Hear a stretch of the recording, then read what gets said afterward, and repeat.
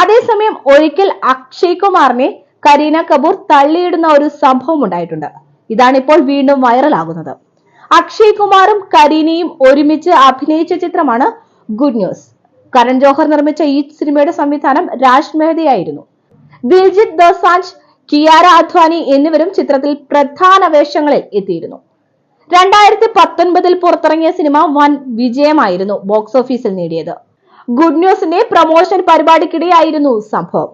കരീനയെ അക്ഷയ് കുമാർ കളിയാക്കിയതിനു പിന്നാലെയാണ് കരീന നടനെ പിടിച്ചു തള്ളുന്നത്. ഇതിന്റെ വീഡിയോ ഇപ്പോൾ സോഷ്യൽ മീഡിയയിൽ ചർച്ചയായി മാറുകയാണ്. ഗുഡ് ന്യൂസിലെ താരങ്ങൾ ഒരുമിച്ചെത്തിയ ഇന്റർവ്യൂവിലായിരുന്നു സംഭവം. അഭിമുഖത്തിൽ അക്ഷയ് കുമാർ കരീനയ്ക്ക് പണത്തോടുള്ള ഇഷ്ടത്തെക്കുറിച്ച് സംസാരിക്കുകയായിരുന്നു. ആർക്കാണ് പണം ഇഷ്ടമല്ലാത്തത് എന്ന് അവതാരകൻ പറയുന്നതാണ് വീഡിയോയുടെ തുടക്കം.